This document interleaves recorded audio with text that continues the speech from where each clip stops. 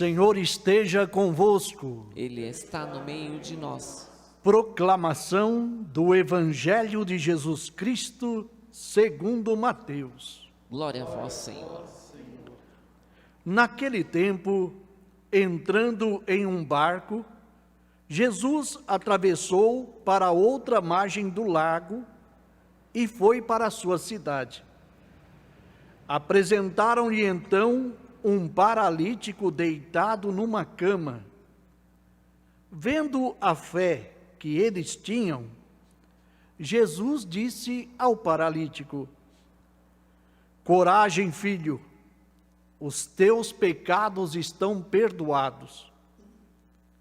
Então, alguns mestres da lei pensaram: esse homem está blasfemando. Mas Jesus, conhecendo os pensamentos deles, disse: por que tendes esses maus pensamentos em vossos corações? O que é mais fácil dizer: os teus pecados estão perdoados? Ou dizer: levanta-te e anda? Pois bem, para que saibais que o Filho do Homem tem na terra poder para perdoar pecados, disse então ao paralítico: levanta-te, pega a tua cama e vai para a tua casa.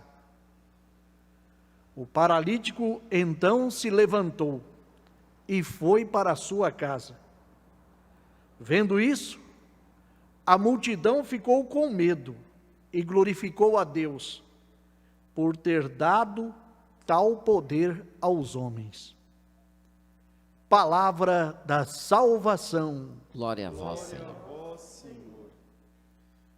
Que a palavra do Santo Evangelho perdoe os nossos pecados. Amém. Amém. Podemos sentar. Queridos irmãos e irmãs, nós nos reunimos hoje em Eucaristia, primeiramente para rezarmos esta palavra que edifica. É uma palavra que nos ajuda verdadeiramente a seguir a vontade de Deus. Se pegarmos tanto a leitura do Gênesis, ali como também do Evangelho que hoje nós ouvimos, a gente vai observar bem essa realidade de fidelidade, de confiança em Deus. Quando a gente confia em Deus, as coisas, até mesmo as coisas difíceis, elas conseguem ser administradas. Quando nós perdemos a confiança em Deus e acreditamos mais no nosso desespero, na nossa realidade, né, de desespero, de desconforto, as coisas ficam mais difíceis para seguir e para caminhar, né? Essa é a ação. Veja que interessante, a primeira leitura fala sobre a realidade, né, do pai Abraão. Né? Nós sabemos que tem Araão, né? Então os dois irmãos estão ali, mas a gente está vendo agora toda a dimensão colocada sobre Abraão. Aqui ele já recebeu um nome, um A mais dentro do seu nome era Abrão. Então, a partir do momento em que Deus dá a ele uma pergunta e ele responde a Deus num sentido de fidelidade, Deus dá a ele uma nova vida, né? E faz chamá-lo de Abraão, né? Pai de uma nação, pai de todos os viventes. E Deus vai confirmando as ações em Abraão. Veja que interessante, porque agora que seu filho está numa fase, né, vamos dizer assim, uma fase madura, né, uma fase ainda criança, mas numa fase de existência, conhecimento. Então a gente supõe 7 anos de idade, né? Então está numa fase do conhecimento. O que Deus faz? Deus pega, né, Deus envia uma voz a Abraão. Então Deus envia o seu anjo a Abraão e fala com Abraão: pega o teu filho Isaque e vai para o monte onde eu te indicar, para o sacrifício. Sacrifica o teu filho. Qual é o pai e a mãe que tem coragem de sacrificar o filho? Né? Qual é o pai e a mãe que tem essa ação? E ele, por fidelidade a Deus, toma o filho. Com certeza passou muitas coisas no coração de Abraão, mas por ser temente a Deus, ele carrega o filho. É interessante a gente fazer uma analogia, né? Ele recolhe a lenha para o sacrifício e coloca sobre as costas de Isaque. Deus também vai fazer isso com o seu filho. Vai pegar a lenha para o sacrifício e vai colocar o peso da humanidade nas costas de seu filho. Então Jesus assume as nossas dores. Isaac faz um caminho de 3 dias com essa lenha. Quase que para dizer uma ação trinitária, que o sacrifício é perfeito, dado a Deus. Jesus caminha das 9 horas da manhã até o meio-dia e depois é crucificado às 3 horas da tarde. Então quer dizer que o caminho é necessário, essa peregrinação para a verdadeira oferta. Isaac pergunta, né, ao pai: temos o fogo, temos a faca e temos a lenha. Falta a oferta do sacrifício. Aonde está a oferta? Abraão responde: Deus revelará. Tenta imaginar vocês, esse menino vendo tudo, sendo amarrado e colocado em cima da lenha, e o pai com um punhal para matá-lo. Esse é o sacrifício do antigo Israel. Né? Também passou muita coisa no coração dessa criança, né? Olhando para toda essa realidade. Mas aí vem a intervenção de Deus. Deus não olha o desespero. Abraão em nenhum momento se desesperou da vontade de Deus, porque acreditou. E o texto não fala que o menino entra em desespero. O menino é obediente ao pai, como uma ovelha levada ao matadouro. Aonde nós escutamos essa parte? Também no Evangelho, quando nós ouvimos, né? E também nos profetas, em Isaías, quando se fala que ele será levado como uma ovelha ao matadouro. Não irá retrucar a vontade do pai. Assim também, Abraão nos ensina que nós não devemos de retrucar a vontade de Deus sobre nós, mas saber acolher a vontade de Deus. E uma vez acolhendo a vontade de Deus, nós escutamos de Deus a sua resposta. Qual foi a resposta de Deus? Por ser fiel, não faça nada ao teu filho. E Deus apresenta o cordeiro para o sacrifício, um carneirinho que estava ali enroscado pelos seus chifres. Olha que interessante o fato. E mais uma vez Deus fala: por ter sido fiel te darei uma descendência incontável. Né? Isso para um homem idoso, um homem bem maduro, seria quase que uma ação impossível. Né? Sair da sua casa, do seio de sua casa, uma ação insondável. Mas Deus coloca nessa realidade dizer que todos nós nos tornamos filhos de Abraão. Isso quer dizer que, pela fidelidade ao mistério de Deus, essa memória ela vem passando, perpetuando, e nós não nos colocamos fora dessa história, fazemos parte dessa herança. Agora traduza isso para a tua casa. Pega isso para a tua casa. Será que tem também a ver essa dimensão do sacrifício? Aonde está o sacrifício? Aonde está? O sacrifício acontece quando nós também nos colocamos nessa realidade disponível a Deus. Quando eu confio em Deus, mesmo se me falta o chão, mesmo se me faltam as pernas, eu confio em Deus. Deus está comigo. E se Deus está conosco, né, lógico, a gente fala assim, do que temer? Somos fracos, tememos, mas Deus está conosco. Deus é a nossa segurança. E quando a gente faz essa experiência da segurança em Deus, até mesmo esse chão vazio, né, Deus faz tornar um pavimento novo. Deus faz criar local de segurança. Se pegarmos o texto do Evangelho, para melhor entender isso que estou falando, a gente vai observar ali, Jesus atravessa de novo o mar de Tiberíades, né? Ali o grande lago da Galileia, chamado também mar de Tiberíades. Jesus volta e encontra mais uma vez a multidão sedenta dele. E a multidão apresenta a Jesus as suas realidades. Apresentou um homem numa maca. O homem ia sozinho na maca? Não. Tem que pelo menos ter 4 homens para levar. 4 evangelhos. 4 são as noites. 5 são os dias que formam as semanas. Olha que interessante. Porém, um é nosso Deus que fez o céu e a terra. Se olharmos toda essa realidade, a gente vai observar que, se eu for fiel ao mandamento de Deus, seguindo, escutando e vivendo a sua palavra, também eu terei vida. Por isso que Jesus Cristo fala para aquele homem: os teus pecados estão perdoados.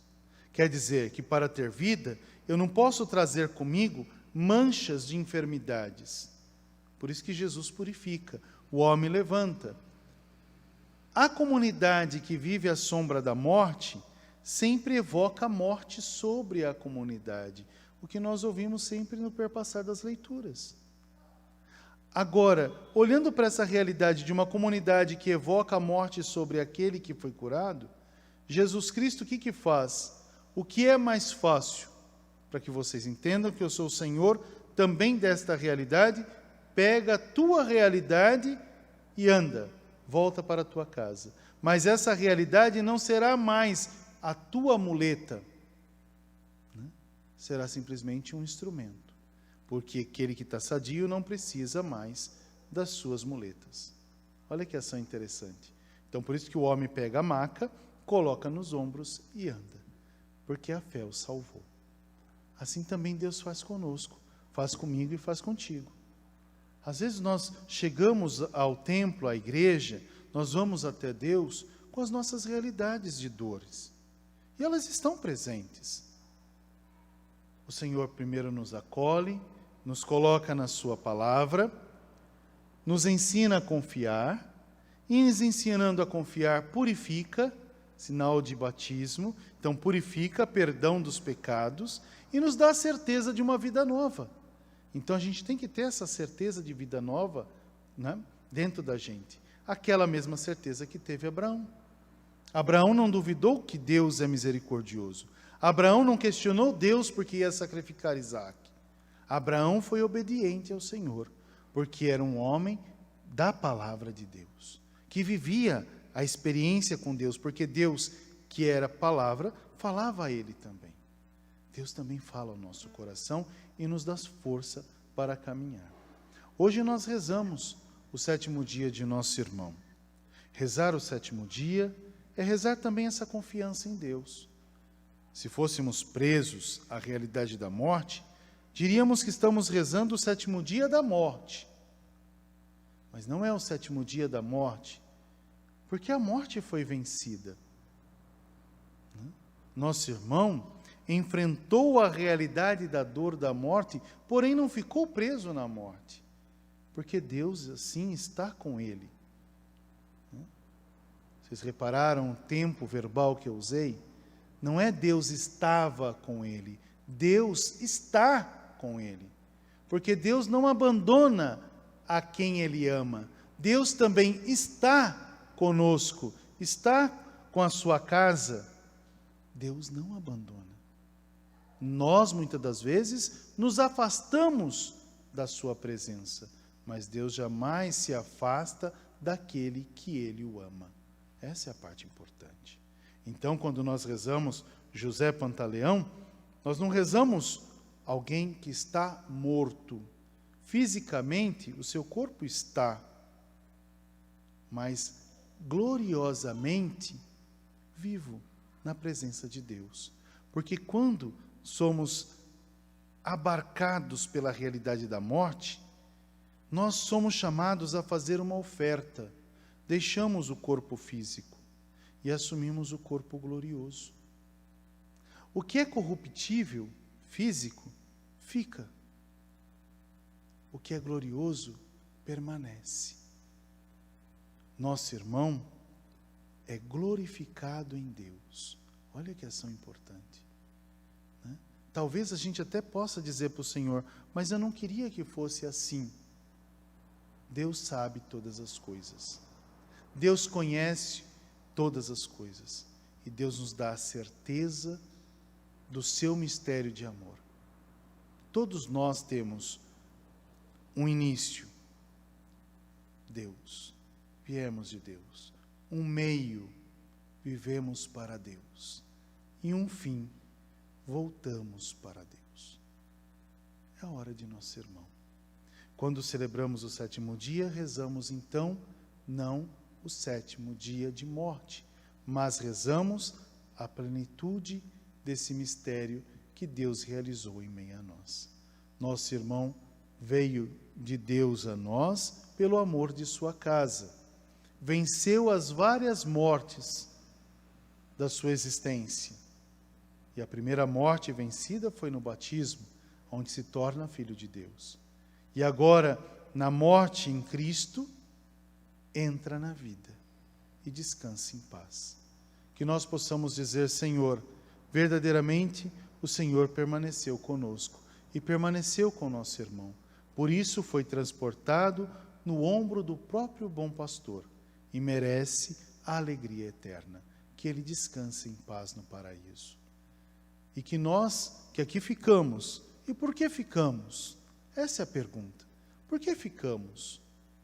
Porque também nós precisamos crescer nessa catequese de vida, acreditando, celebrando, confiando nessa presença de Deus que não nos abandona, mesmo se às vezes a noite se parece muito escura, mesmo se às vezes o chão nos falta, mesmo se às vezes na nossa barca ele esteja dormindo. O Senhor permanece conosco, né? E essa fidelidade a Deus nos dá a certeza da alegria do céu. Por isso que o Senhor também fala a nós, e fala também aos familiares de seu José: levanta, teus pecados estão perdoados. Isso quer dizer, levanta. É levantar como a gente fala na vida, né? Para as pessoas a gente não fala assim: levanta, levanta essa cabeça. Não é assim que a gente fala? Deus fala para a gente: levanta, pega a tua realidade, então pega a tua cama e anda. Quer dizer, olha para essa realidade, ela não mais é a que te sustenta.